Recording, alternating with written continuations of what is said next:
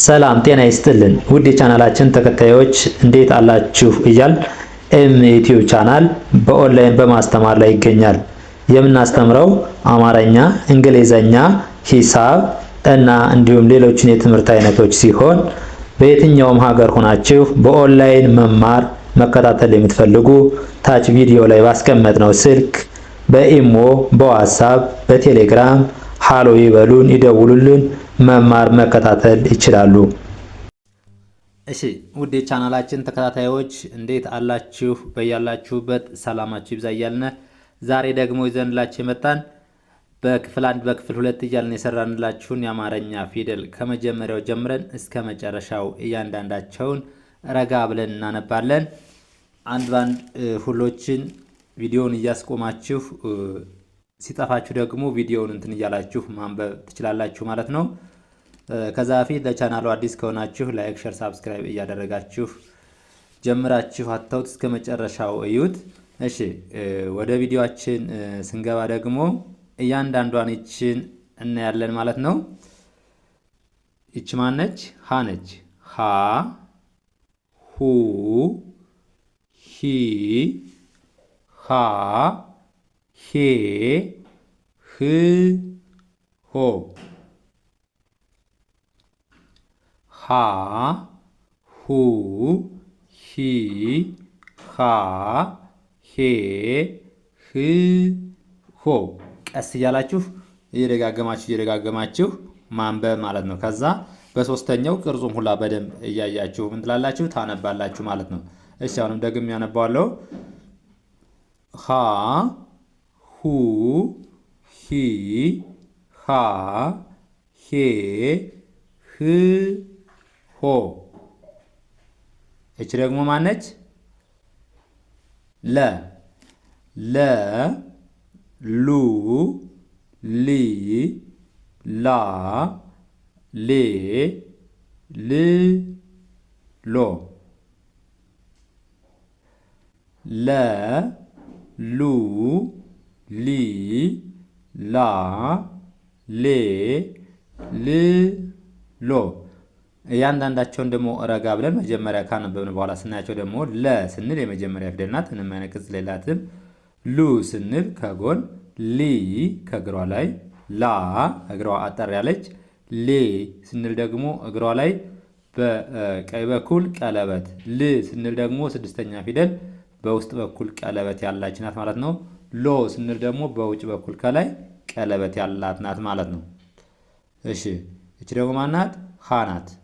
ይችንም ሃ አይተናል። ይችም ሃ ናት። ይቺ ሀሌታ ውሃ፣ ይቺ ደግሞ ሐመር ውሃ ብለን እንጠራዋለን ማለት ነው።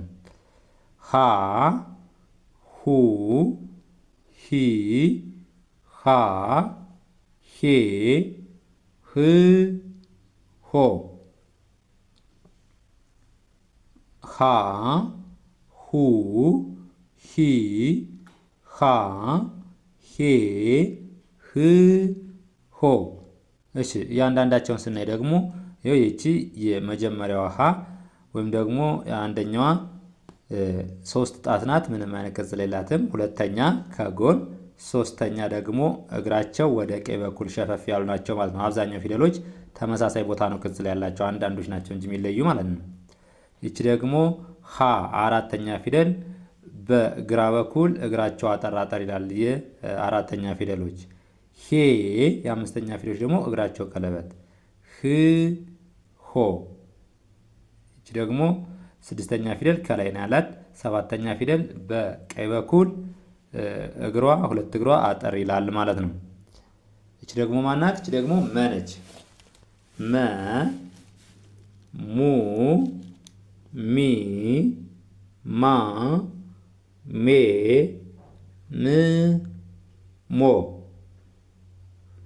መ፣ ሙ፣ ሚ፣ ማ፣ ሜ፣ ም፣ ሞ። እሺ መን ደግሞ ስናይ መ የመጀመሪያ ፊደል ናት። ሙ ስንል ደግሞ ቅጽል ከጎን አላት በቀኝ በኩል። ሚ ስንል ደግሞ እግሯ ላይ ሸፈፍ ያለች፣ ማ እግሯ አርዘም ያለች ናት።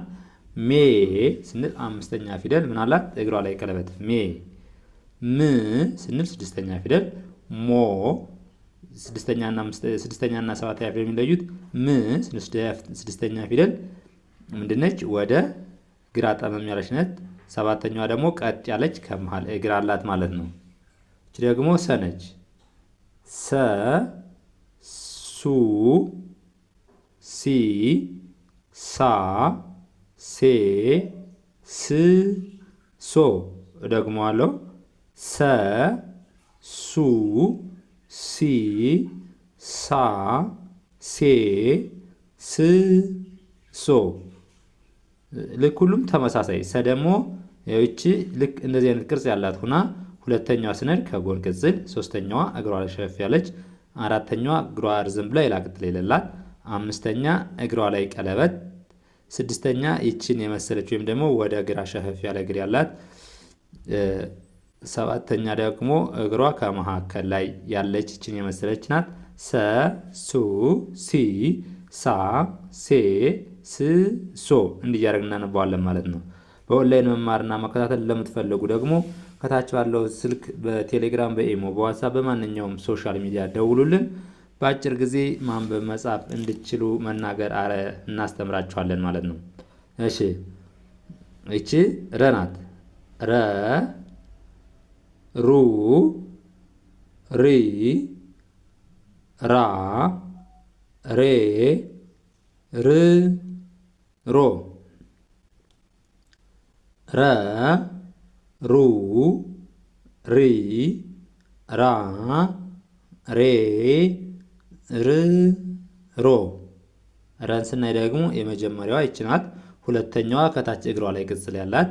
ሪ ስንል ደግሞ ይችን ትመስላለች።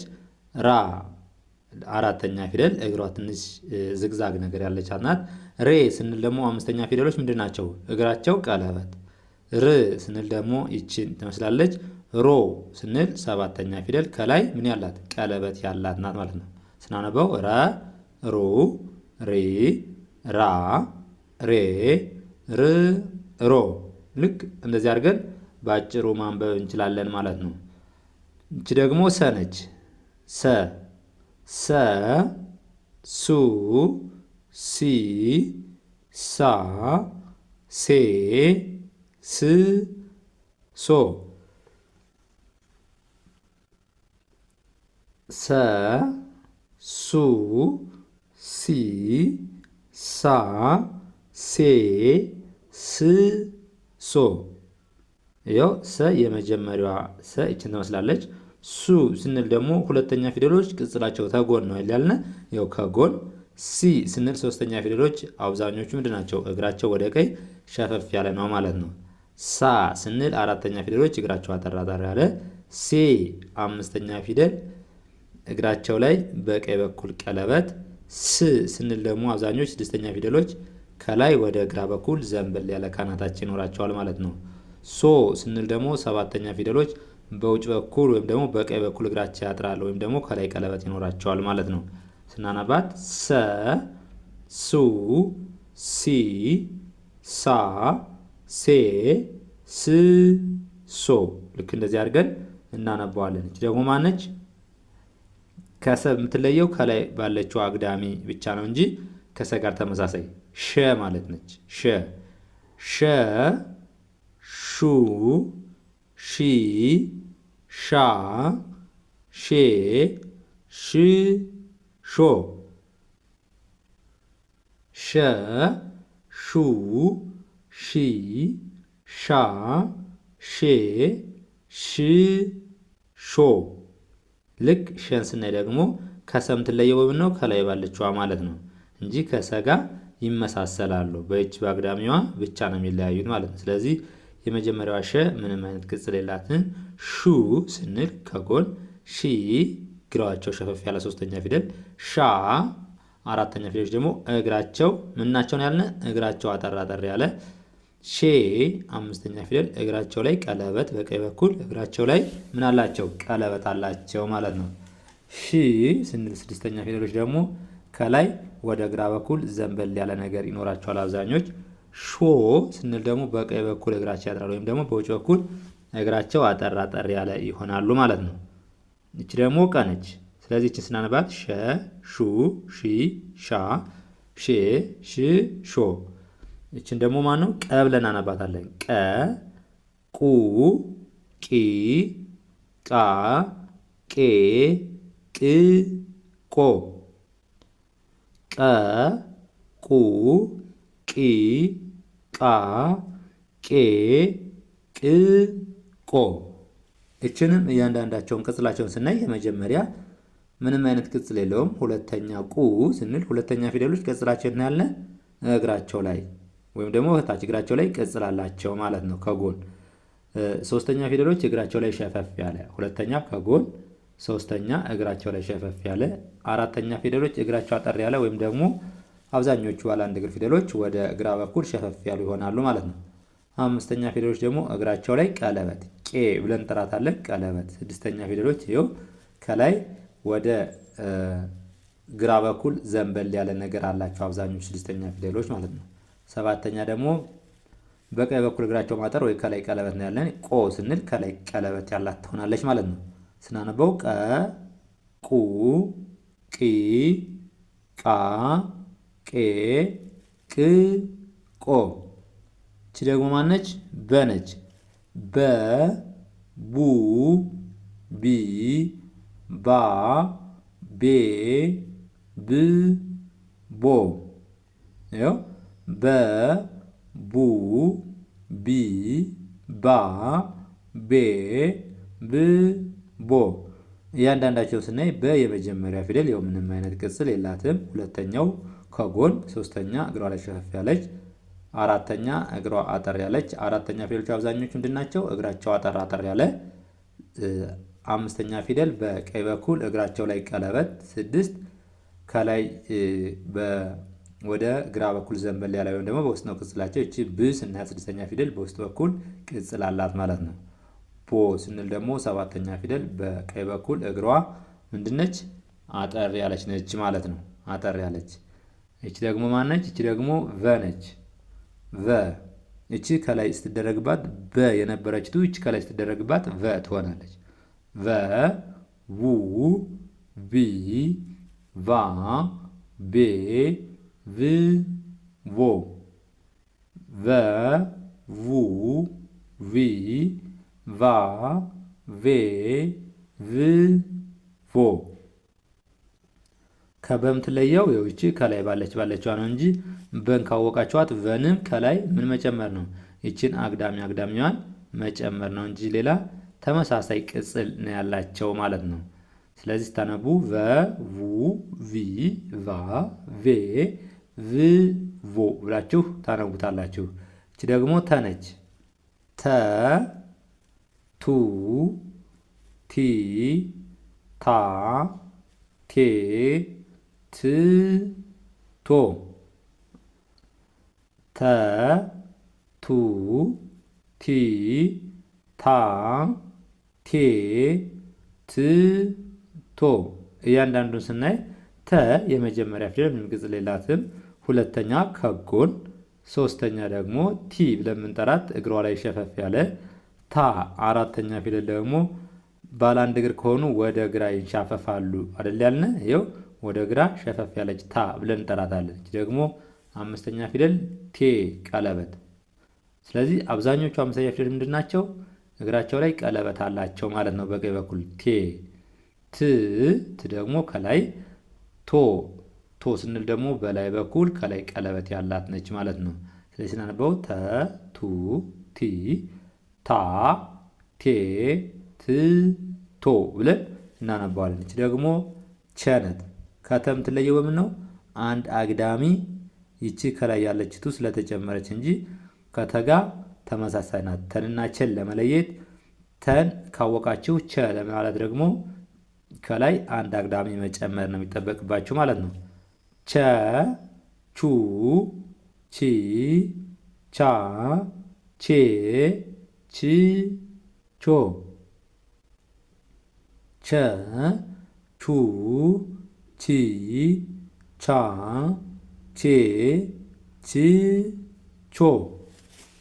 እሺ እያንዳንዳቸውን ቅጽላቸውን ካየን ደግሞ ምንድነው ከተጋ ተመሳሳይ ናቸው ማለት ነው። የሚለዩት ከላይ ባለው ነው እንጂ ማለት ነው። ስለዚህ ስናነባትም ፈጥን ብለንም ረጋ ብለን እያነበብን እየጻፍን እንለማመዳለን ማለት ነው። ቸ ቹ ቺ ቻ ቼ ች ቾ።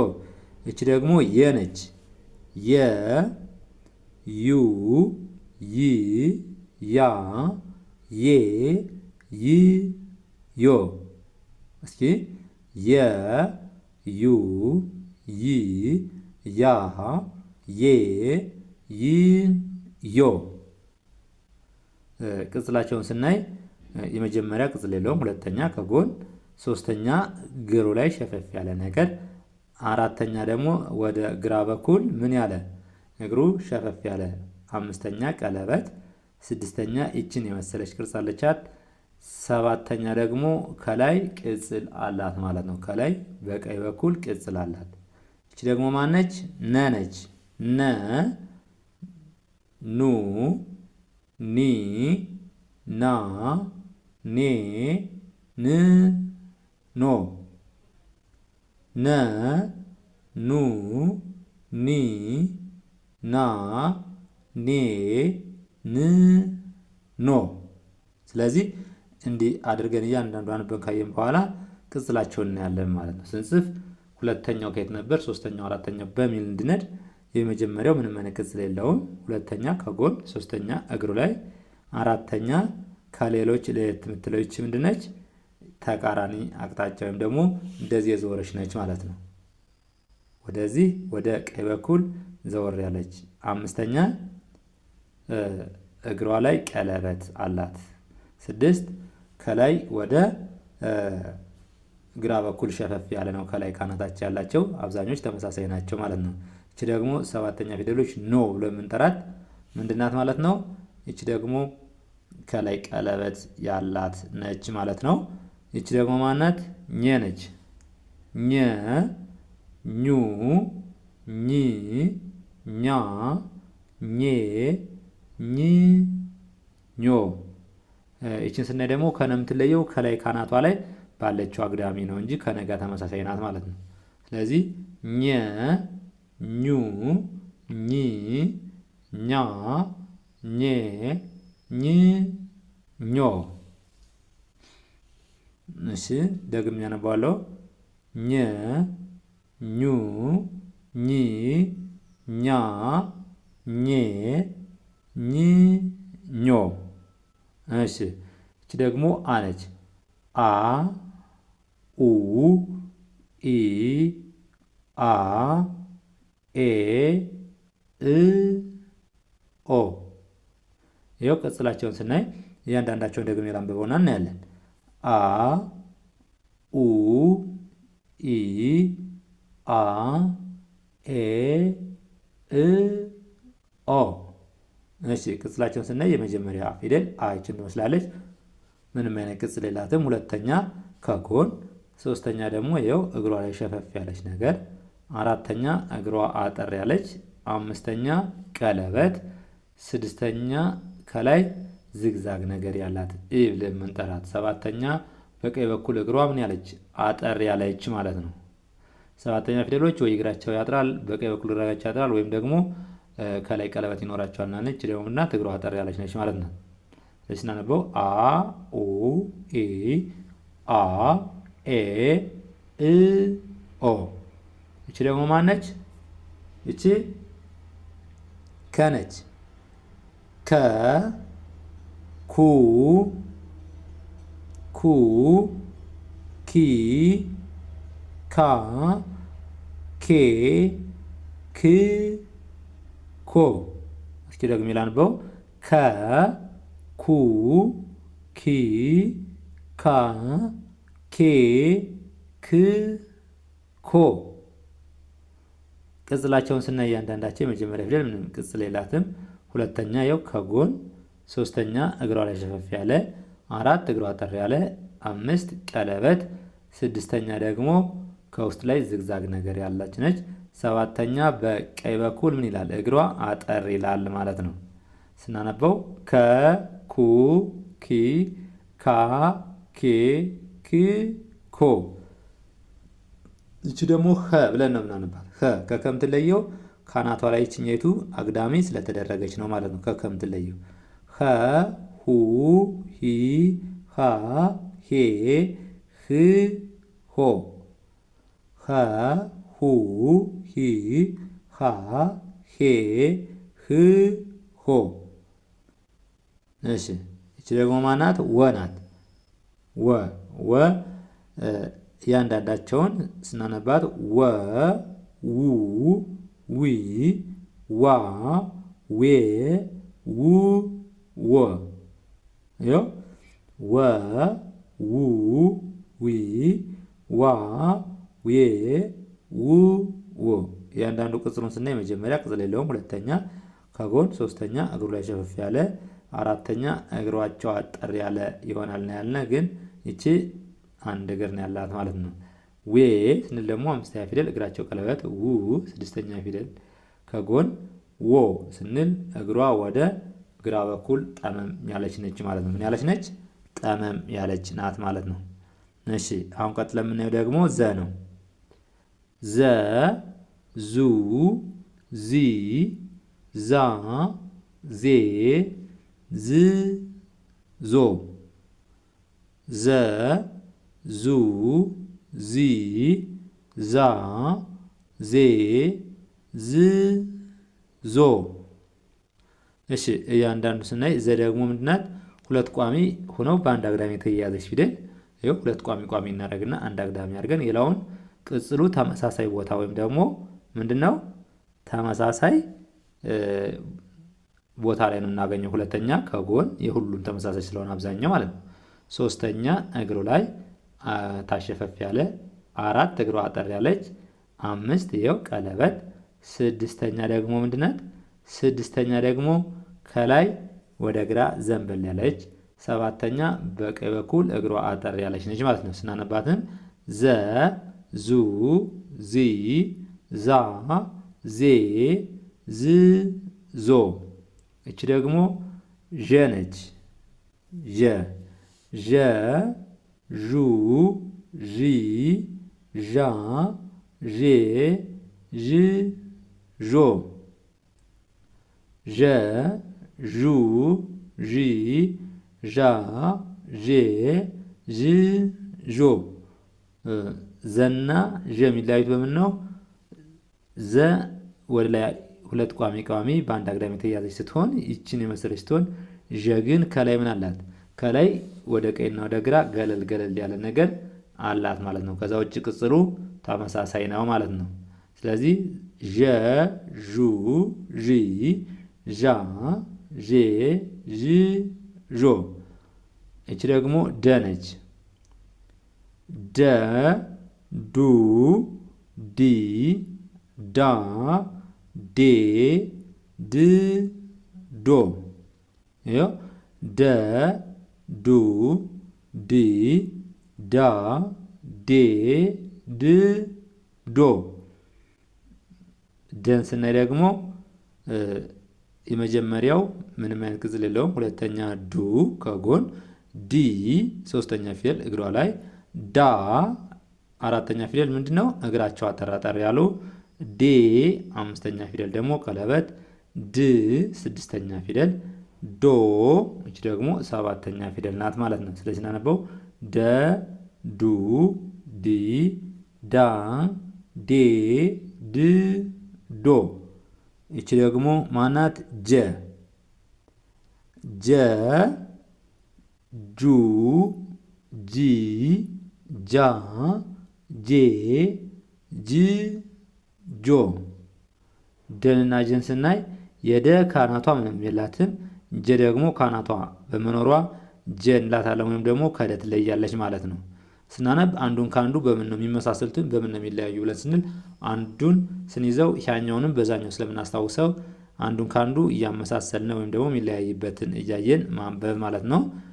ጀ ጁ ስንል ከጎን፣ ጂ ሶስተኛ ፊደል እግሯ ላይ፣ ጃ አራተኛ ፊደል አንድ እግሩ አጠር ያለ፣ ጄ በቀኝ በኩል እግሯ ላይ ምናላት? ቀለበት አምስተኛ ፊደል ማለት ነው።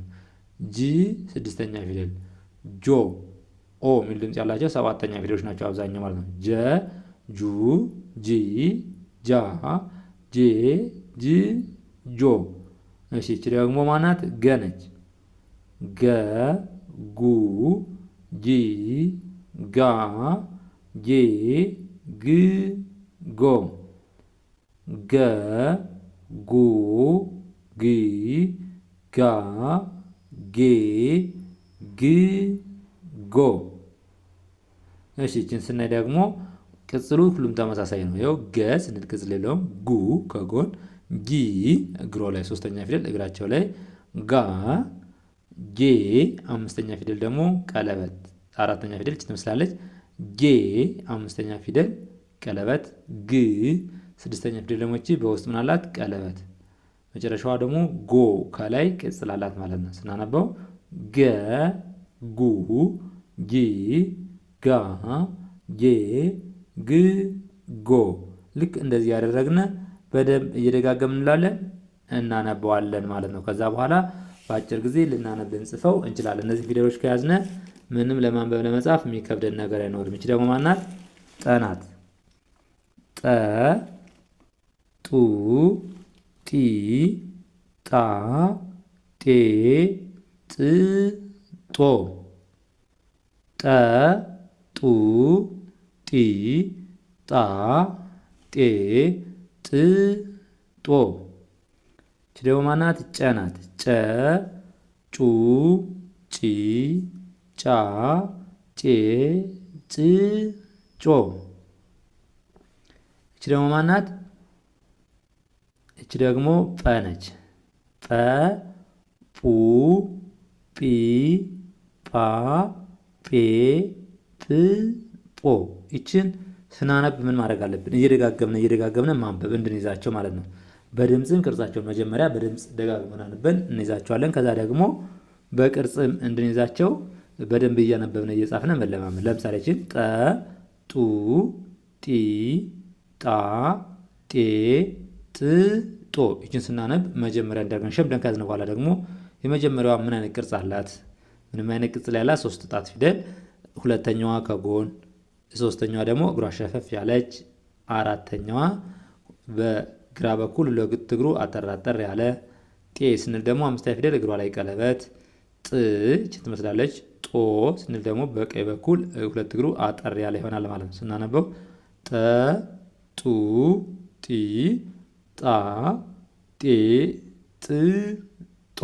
ልክ እንደዚህ እያደረግን እናነባዋለን። ጨ ደግሞ ጨና ጠ የሚለያዩት በምንድን ነው? ይቺ ጠና ይቺ ጨ። ጨ ሁለቱም እግሩ ወይም ሶስቱም እግሩ ቀለበት በመኖሩ ነው እንጂ ከጠ የሚለየው ይሄና ይሄ የሚለየው ቅጽሉም አቀማምጡም ሁሉ ነገሩ የሚለየው በምን ነው? የጨ ምን አለው? ሶስቱም እግሩ ቀለበት። የጠ ደግሞ ሶስቱም እግሩ ምን የለውም? ቀለበት የለውም። ኖርማል ቅጽሉ ውጭ ማለት ነው። ስለዚህ ስናነበው ጨ ጩ ጪ ጫ ጬ ጭ ጮ። ሌላ ምንም አንዳችም ልዩነት የለውም። ምንድነው ብቻ ነው ያለው? በቀለበቱ ብቻ ሶስቱም እግር ቀለበት ያለው መሆኑ ጨ ከጠ ይለያል እንጂ ማለት ነው። እቺ ጨናት እቺ ጠናት። ስለዚህ እንዲህ እያደረግን ስንጽፍ ለምሳሌ እቺ 3 ጣት ሁለቶችም 3 ጣት ሆነው ጠ እግሩ ላይ ቀለበት የሌለው ሲሆን ጨ ደግሞ እግሩ ላይ ቀለበት ያለው ብለን ከያዝነ ባጭሩ መጻፍ እንችላለን ማለት ነው ሳናይ። እቺ ደግሞ ጰ ነች። ጰ ጱ ጲ ጳ ጴ ጵ ጶ። ይኸው ጰ ጱ ጲ ጳ ጴ ጵ ጶ። እያንዳንዳቸውን ስናይ የመጀመሪያ ፊደል ምንም አይነት ቅጽል የለውም። ሁለተኛ ከጎን፣ ሶስተኛ እግሩ ላይ፣ 4 እግሩ አጠር ማለት፣ 5 ቀለበት፣ 6ኛ ከጎን፣ 7ኛ በቀኝ በኩል ምን ማለት እግሩ አጠር ማለት ነው። ምን ማለት እግሩ አጠር ማለት።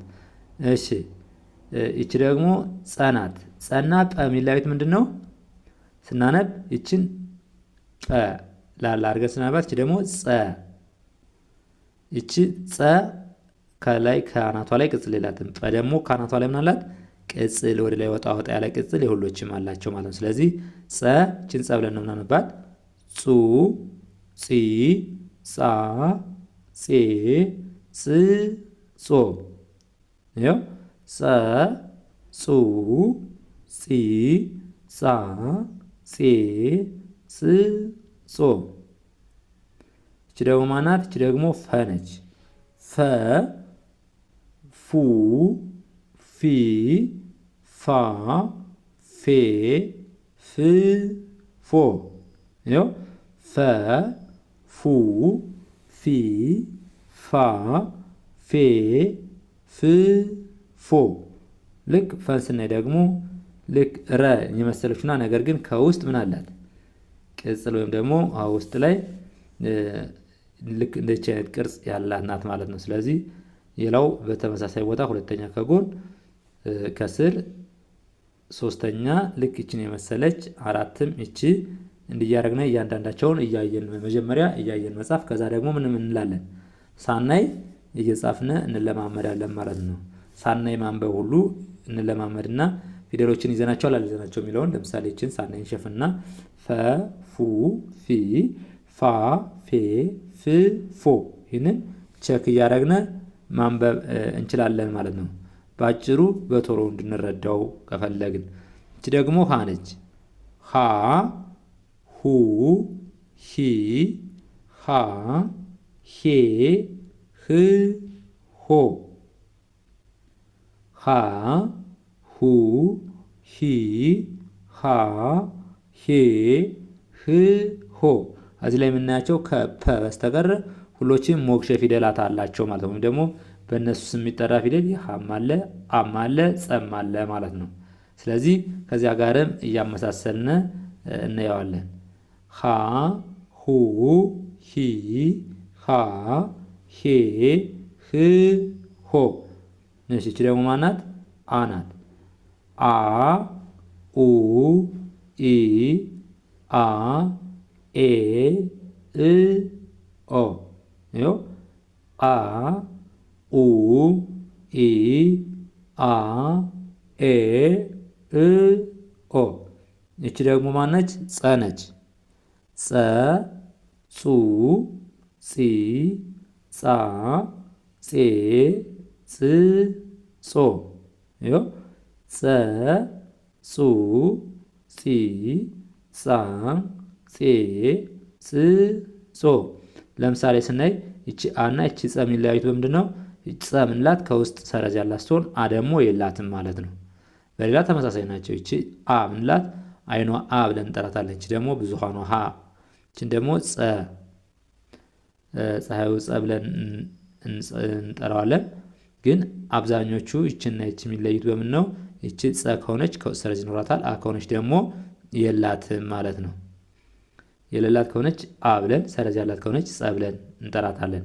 እቺ ደግሞ ፐ ናት። ፐ ፑ ፒ ፓ ፔ ፕ ፖ ፐ ፑ ፒ ፓ ፔ ፕ ፖ። ልክ እንደዚህ ያደረግነ ቪዲዮውን እያስቆምነ እየሸፈነ ካነበብናቸው በኋላ እየደጋገምነ እየጻፍነ እንለማመዳለን ማለት ነው። ለዛሬ ይዘንላችሁ የመጣን ቪዲዮ ይህን ይመስላል። በኦንላይን መማርና መከታተል ለምትፈልጉ በአጭር ጊዜ አቀላጥፋችሁ ማንበብ መጻፍ ለምትፈልጉ ከታች ቪዲዮ ስር ባስቀመጥነው ስልክ በቴሌግራም በኢሞ በዋትስአፕ በማንኛውም እናንተ የምትጠቀሙበት ሶሻል ሚዲያ ሀይበሉን ደውሉልን። አቀላጥፋችሁ ማንበብ መጻፍ መናገር እናስተምራችኋለን ማለት ነው። ለዛሬ ይዘንላችሁ የመጣን ቪዲዮ ይህን ይመስላል። በሌላ ቪዲዮ እስከምንገናኝ ድረስ መልካም ጊዜ፣ ሰናይ ቆይታ